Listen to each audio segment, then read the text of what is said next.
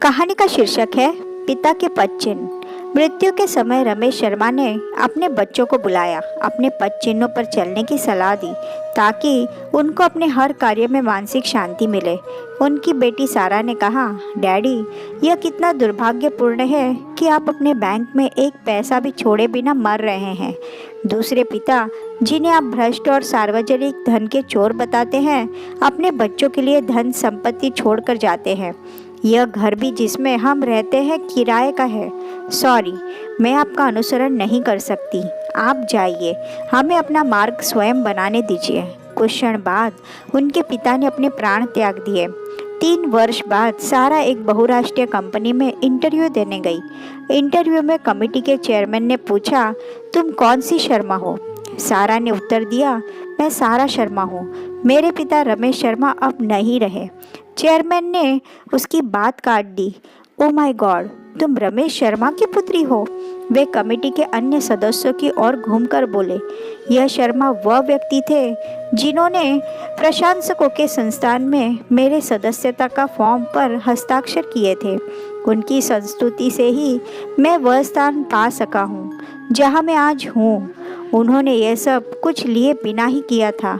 मैं तो उनको पता भी नहीं जानता था और वह भी मुझे कभी नहीं जानते थे, पर उनके द्वारा मेरे लिए यह सब किया गया था। फिर वे सारा की ओर मुड़े। मुझे तुमसे कोई सवाल नहीं पूछना है। तुम स्वयं को इस पद पर चुना हुआ मान लो।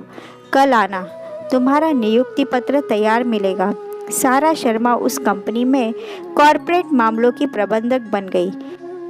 उसे ड्राइवर सहित 2 कारें, ऑफिस से जुड़ा हुआ डुप्लेक्स मकान और 1 लाख पाउंड प्रति माह का वेतन अन्य भत्तों और खर्चों के साथ मिला। उस कंपनी में 2 साल कार्य करने के बाद एक दिन कंपनी का प्रबंध निदेशक अमेरिका से आया। उसकी इच्छा त्यागपत्र देने और अपने बदले किसी अन्य को पद देने की थी।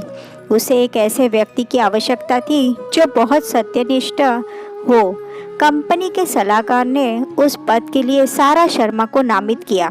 एक इंटरव्यू में सारा से उसकी सफलता का राज पूछा गया। आंखों में आंसू भरकर उसने उत्तर दिया, मेरे पिता ने मेरे लिए मार्ग खोला था। उनकी मृत्यु के बाद ही मुझे पता चला कि वे वित्तीय दृष्टि से निर्धन थे, लेकिन प्रामाणिकता, अनुशासन और सत्यनिष्ठा में वे बहुत ही धनी थे।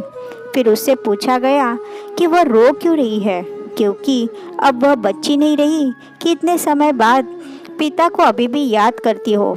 उसने उत्तर दिया, अपने पिता की मृत्यु के समय मैंने ईमानदार और प्रामाणिक होने के कारण उनका अपमान किया था। मुझे आशा है कि अब वे मुझे क्षमा कर देंगे। मैंने ये सब प्राप्त करने के लिए कुछ नहीं किया, उन्होंने ही मेरे लिए ये सब किया था।